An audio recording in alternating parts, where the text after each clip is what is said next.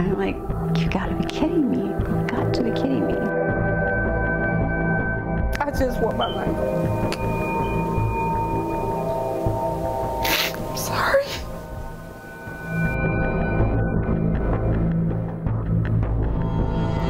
We go online to connect, catch up with friends, talk with family, and a lot of times look for love. If you think you're playing it smart when it comes to how you meet online, think again. Getting hurt may be part of the dating game.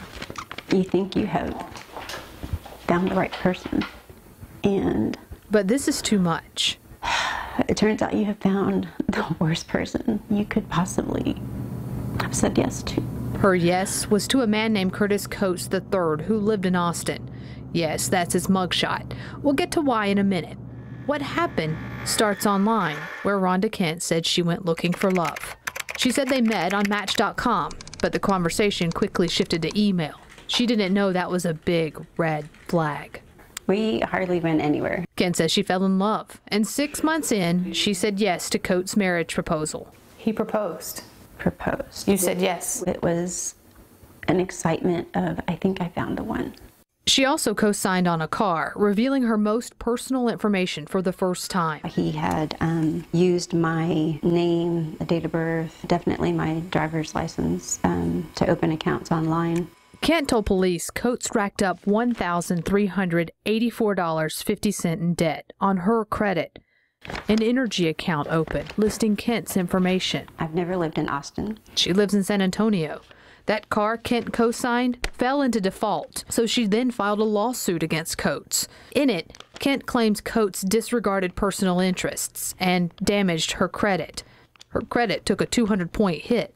And so I'm frantic. Kent's not alone. The bank and I'm like, what is this charge? Elizabeth Davis says she dated Coates for 6 months. They met on a website called Plenty of Fish. But everything that he advertised appeared to be the complete opposite. And you believed him? I did. She did until a strange charge showed up on her bank statement. I didn't know what to do. I was baffled. I was hurt. I was disappointed. I was angry.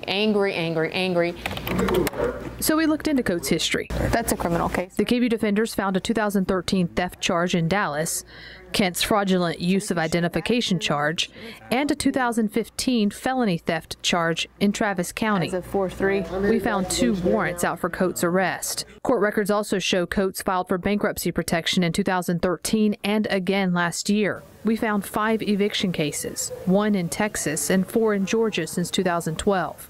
1 was filed 18 days ago.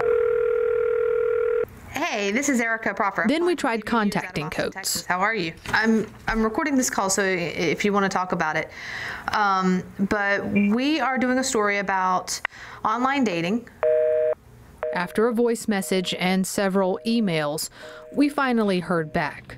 He claimed both Kent and Davis are motivated by his ex-wife. Coates says he's innocent and knows nothing about the lawsuit. In an emailed statement, he said, "I've never entered into any relationship with the intention of taking money or stealing identity, and I did not do that in either relationship you referenced." He called the money owed to Davis a loan. Coates said he offered to repay, but said Davis ignored his calls. Coates declined to respond to all of the allegations in the court records we obtained, but acknowledged the warrants out for his arrest. He told us, "I am not an online dating nightmare." We made our own dating profile for Plenty of Fish and Match.com to see what kind of protections exist.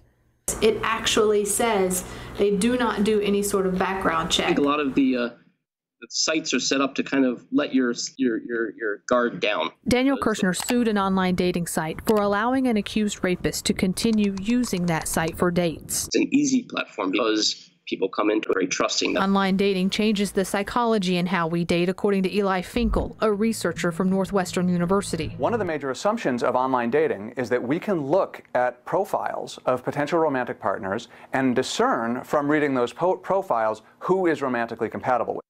Which means we skip over important get-to-know-you steps. Steps that may have helped people like Rhonda Kent and Elizabeth Davis.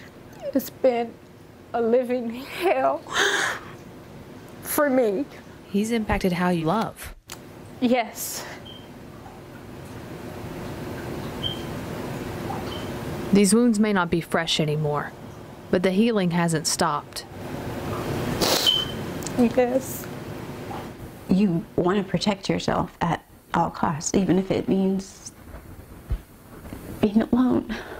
You just don't want to risk going through this again. If my story can help somebody else, okay, great. Here's what's scary. We don't know how many complaints are pending right now on dating sites, and the stats on actions taken isn't public. We called Austin Police to see what they had. They can't run a search for crimes stemming from online dating, so we're all in the dark as to how often this happens. We reached out to both Plenty of Fish and Match.com. Match was the only one to respond. It's online right now. Live in the studio for the KVUE Defenders, Erica Proffer, KVUE News Night Beat.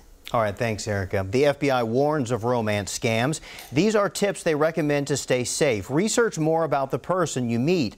Go slow and ask a lot of questions. Don't leave the dating service site to communicate, and never send money.